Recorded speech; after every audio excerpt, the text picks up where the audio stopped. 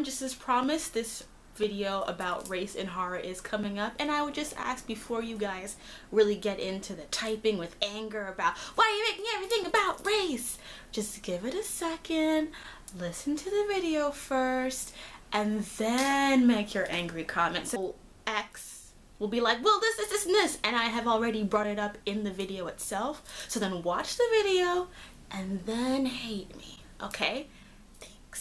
Alright, so I wanted to make this video because it was Halloween, and horror movies are one of my favorite genre of movies. I love Final Girls, love horror movies, as I've previously shown you guys. But race is also a very important thing when talking about any specific genre, because let's be real, most genres fail at doing race well. All of them fail at doing race well, really, when it comes down to it. I mean, what do we really get? Sports movies, and then it's like, yay, you get to win. Whatever. When I was growing up, the main big theme in horror movies that when it came to race was the idea of black guy dies first, which most movie genres, most horror films have realized, oh, this is kind of racist. We should not do that anymore. However, that has not translated into there being a lot of people of color in lead roles in horror movies, unless it is a film taking place in that country, made by the people in that country. Because even with things like The Ring, you know, it can take place in Japan, but we have to have a nice white lady in the middle of it so that we can care about her. The reasons why we haven't had any really major people of color as leads in horror movies is one of the things I want to bring up. Why the final girl maintains itself to be white, and how after all these years of talking about race in horror movies, have we really not moved forward into having more diversity in a genre that, you know, singles to everyone. Everyone gets scared, everyone's afraid of things. And I'll tell you one thing, black people love horror movies. Like, even from the best ones to the shittiest ones, you go to a black theater and they are having just all the, Jesus, Lord, It's like, we love it. So it's a genre that caters to us in a way, because we like to be afraid in a safe environment, because it's already real in these streets. You don't need to be going out looking into no woods, because we ain't gonna be in Blair Witch, like, because we're just not gonna be doing that stuff. So it just is always bewildering to me how so many people in a minority group can love a genre and yet not be reflected in that genre. Horror films depict race in a way that reflects that whiteness is sort of the default in society, and that we must at all times protect the white lady, because we need our white women to be safe and virginal and protected, because they carry on the whiteness. Night of the Living Dead featured the character of Ben, played at the time by Dwayne Jones, and he is one of the only and the first people of color to ever lead a horror movie. He is a leader, he is smart, he is dynamic, and he is complicated. He's not always perfect.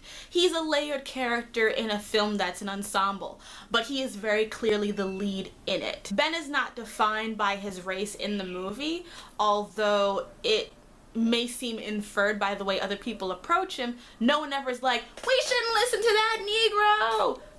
It's overall just a matter of he may be wrong in a situation, regardless of color. We can infer that as the audience ourselves. In one of the final scenes of the film, he is killed by the police because they don't actually check to make sure he's not a zombie. They just see someone moving around and he is killed. So we have a black man being killed by the authorities because they don't take the time to actually make sure that he's a danger and a threat to them. They just shoot him down willy-nilly. That scene came about organically. They have mentioned many times that they did not intend for Ben to be a person of color just distinctively. They actually made him more intelligent and smarter based on the actor who played him, because he himself was college educated and they wanted to reflect that in the role. So them picking a man of color actually made that role more dignified. And the fact that he gets killed by the police is a product of the narrative itself. We, living in the real world, understand how race politics work, and therefore that's why that whole thing works. However, at the same time, while he was the lead, and he is definitely, I would say, the star of the movie, he's not the person that we're introduced first. We don't meet Ben until a little bit later into the first arc going towards the second arc of the film, who we're introduced to and who we initially are meant to empathize with is Barbara, the white woman. Her brother is killed while they're visiting their father's grave by a zombie, and she goes completely catatonic after this event. And so the movie, even though we're going to root for Ben and Ben's going to be our hero and really the logical one there at the group, we must first get the audience really piped and really wanting to protect this white woman first. The final girl was created to be sort of like a virginal woman who could in the end survive all of these turmoils because of her purity. Now, in the time since, this has very much evolved. You don't have to be a virgin anymore. You can be sexually active. You can be an adult, not just a little teenager anymore. So that role has definitely grown to encompass more types of white women. I've read like the Mary Sue and all those kind of things. They've talked about the final girl and how the final girl has evolved and gotten better, but they've not discussed how she's always a white woman, and that definitely has its ties as well. I mean, throughout history, you know, every single minority, male minority, black, native, etc., has been seen as a threat to the white vagina. We are taught to believe that everyone wants white women. You know, where the white women at? We have to protect them, make sure they don't get infected by black or brown penises. We have to keep the white lady pure. And because we have had that history of protecting white women all the time, this is why we have these characters, no matter how much we develop and get things going on, still gonna be white ladies. The other thing you can argue about is that the final girl is supposed to be someone who we can feel protective over, someone that society wants you to protect, the narrative wants you to protect. People feel more protective over white women than probably almost any other race of women. No one would make, let's say, like Laurie Strode. Can you imagine Laurie Strode as a Latina or as a dark-skinned black woman? That's not the image they want to project, because that minority does not fit into the suburban world that the final girl and these ingenues take place in. To be that character, you have to fit in this environment, whether or not it's realistic or not. It's how we perceive that environment. Because in a lot of horror movies, what you have is the suburban, you know, middle class white utopia being invaded by an other. Whether, you know, it's Michael Myers or Freddy Krueger or any one of them invading an area that's supposed to be safe for them, or those people venturing out from their safety into an unknown environment. You have these two elements being in conflict with each other. And when the norm is established to be white people and straight people and able-bodied people, anyone else can be destructive into that environment. When you think about it, suburbia was invented, created to remove itself from urban environments where those minorities be. So when they come and they invade these areas, whether or not these characters are of color, because no, I'm not trying to say that Jason and Freddy or any of these characters are metaphors for people of color in the sense that they are black, brown, whatever, but their invasion of Whitelandia is definitely something that deals with an anxiety of the unknown, the other, the difference coming into these sacred spaces that are not supposed to be invaded by people who don't fit Jason Voorhees, because he was disabled, and even though he wasn't in a suburban area, he was at camp, and it was a faraway camp, a camp that you got to go to if you got a certain amount of bread. And so, you know, he is neglected and dies, and no one cares because he's a freak. And so it's acceptable for him to die. I mean, we are not always asked to really empathize with Jason at all. So what does that tell you about our values? So why aren't we getting better at this? Why do we still have these milquetoast characters? Why do we still have these values? Why do we still not have people of color in these roles anymore? Well, it's because we still view minorities in the other box, not in the norm box. And this does not reflect reality, because if it did, there would be many more different kinds of minorities in these movies. I mean, there'd be more Asian minorities. There are some higher echelon Asian families in these areas that they're kind of talking about. You know, suburbia it may be, you know, 96% white, but there is a little bit of ethnicity mixed in those statistics. I mean, I went to school in suburban areas, and especially in those smaller villages where there are college towns so close by, there is integration, different kinds of sexuality and disability in these areas, yet they are absent from these narratives. And you know, disability is kind of the biggest one because that doesn't affect any specific race. Anyone can be disabled.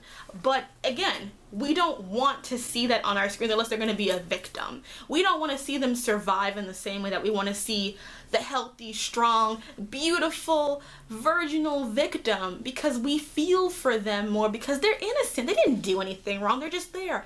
And we don't project that innocence into any other group of women the way we do with white women. And with other races like we do white people. I mean, you could make arguments that there are certain minorities that are seen as better than others, but that in itself does not mean that they are seen as equal. Otherwise, we would have more leads that are considered acceptable minorities, but at the end of the day, they're minorities and they are seen as acceptable but an other.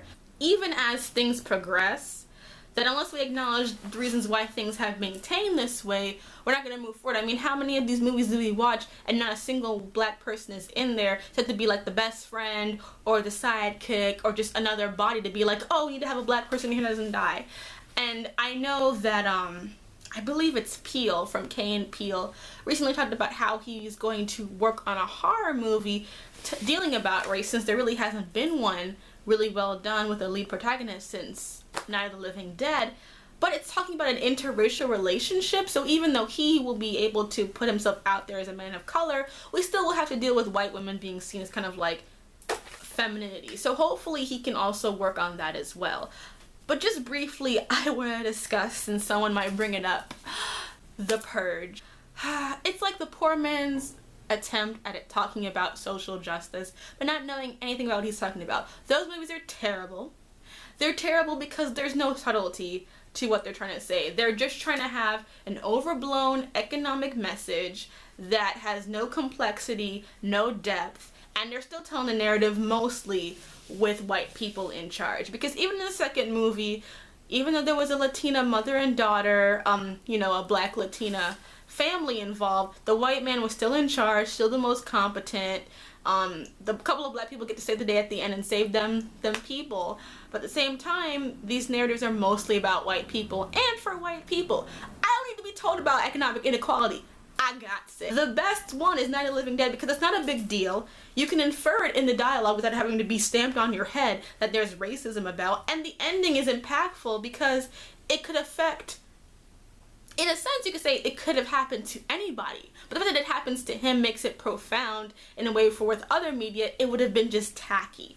It's about writing these things and writing them well and allowing the minority character to just take the place of the white character in a thoughtful way. We're not saying to just put black paint on white bodies, but to really understand these concepts and bring that out in writing without having to pound it into our heads about inequality, because everyone affected by inequality knows it already. Thank you for watching. I hope you enjoyed. Or if you didn't, I will know soon enough.